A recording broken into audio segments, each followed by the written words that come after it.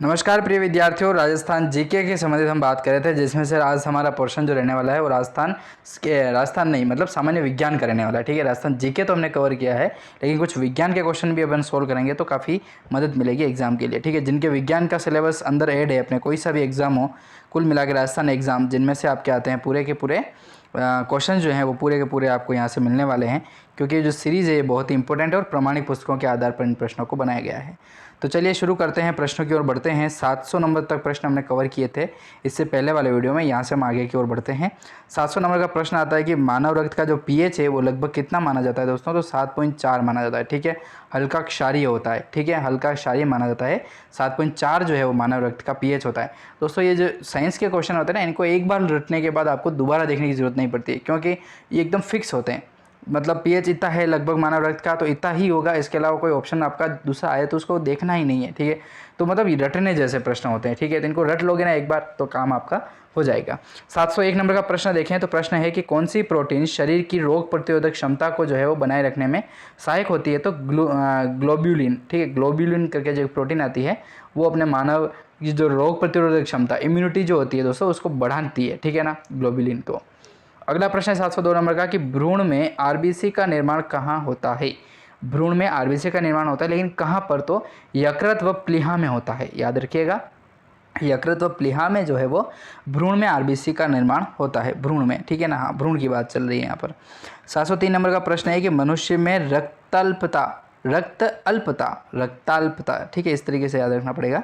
रक्त क्षीणता भी कहा जाता है और अरक्तता का भी जो है वो इसे ही कहा जाता है। ठीक है ना, तो ये किसकी कमी से होता है। ठीक है, हाँ, तो रक्त क्षीणता या फिर अरक्तता जो होती है दोस्तों वो हीमोग्लोबिन या फिर आयरन की कमी से होती है मनुष्य में। ठीक है, चलिए 704 नंबर का प्रश्न है कि आरबीसी के परिपक्वन हेतु कौन सा हार्मोन जो है वो आवश्यक होता है, तो थायरोक्सिन हार्मोन जो है वो काफ़ी महत्वपूर्ण होता है आरबीसी के परिपक्वन हेतु।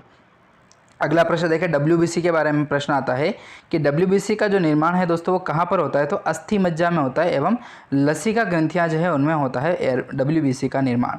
706 नंबर का प्रश्न है अपना कि सर्वप्रथम रक्त समूह के बारे में किसने बताया था, तो कार्ल लैंडस्टीनर जो थे दोस्तों उनके द्वारा बताया गया था सर्वप्रथम रक्त समूह के बारे में। ठीक है, रक्त समूह के बारे में जानकारी जो है वो दी जाती है कार्ल लैंडस्टीनर के द्वारा। याद रखिएगा, और ये रटना ही पड़ेगा क्वेश्चन।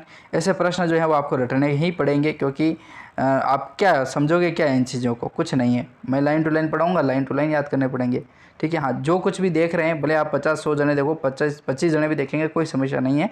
बस आप इन प्रश्नों को जो भी देख रहे हैं वो रटने की कोशिश करें, और पीडीएफ को डाउनलोड कर पाएंगे, कोई दिक्कत नहीं। पीडीएफ को जस्ट लिंक डिस्क्रिप्शन में है, वहाँ से जाइए और पीडीएफ को डाउनलोड कीजिए। ठीक है, हाँ। 707 नंबर का प्रश्न है कि मनुष्य में बीमाणुओं का सामान्य से अधिक हो जाना क्या कहलाता है, तो उसे थ्रोम्बोसाइटोसिस कहा जाता है दोस्तों। क्या, थ्रोम्बोसाइटोसिस जो है वो मनुष्य में बीमाणुओं का एक सामान्य स्तर से लगा करके यदि और बढ़ जाते हैं तो उन्हें थ्रोम्बोसाइट जो है वो कहा जाता है। ठीक है, हाँ, कुछ अजीब व गरीब नाम है लेकिन याद रखने पड़ेंगे।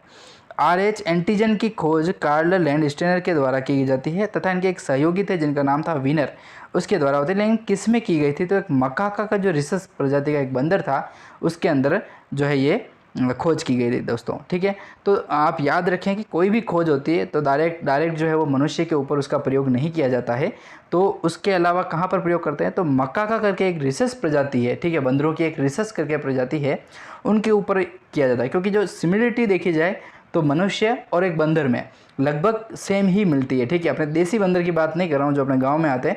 एक बंदर की प्रजाति है जिसका नाम है मकाका रिसस प्रजाति। तो वो बंदर जो हैं दोस्तों, उनके बच्चे जो हैं, उनके बच्चे और मनुष्य के बच्चे सेम होते हैं, उनकी हरकतें जो है वो सेम होती है। ठीक है, साइकोलॉजी के स्तर पर देखा जाए तो ये चीज़ मैंने भी सुनी थी।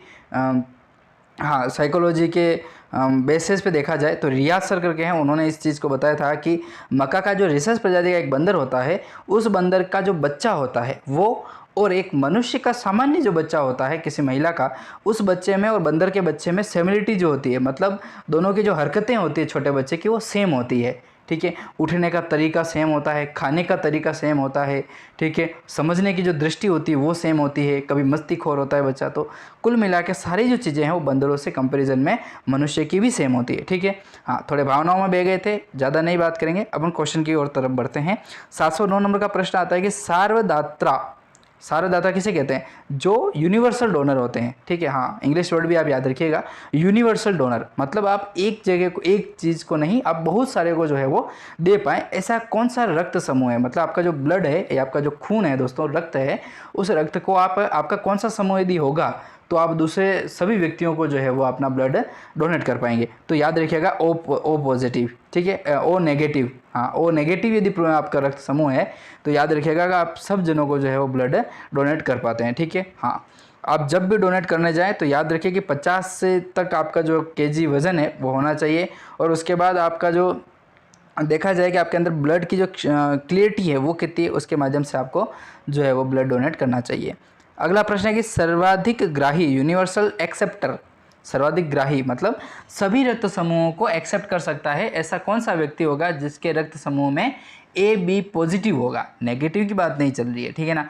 ओ यदि नेगेटिव है तो सार्वत्रिक दाता अर्थात यूनिवर्सल डोनर होगा, और यदि यूनिवर्सल एक्सेप्टर की बात करें अपन, मतलब सर्वाधिक जो ग्राही की बात करें, तो वो अपना रक्त समूह कौन सा होगा? ए बी पॉजिटिव होगा, ठीक है। यदि पॉजिटिव आप सोचेंगे तो आप सारी चीज़ों का एक्सेप्ट कर पाएंगे अपन नॉर्मल जीवन में भी यदि देखें तो, ठीक है।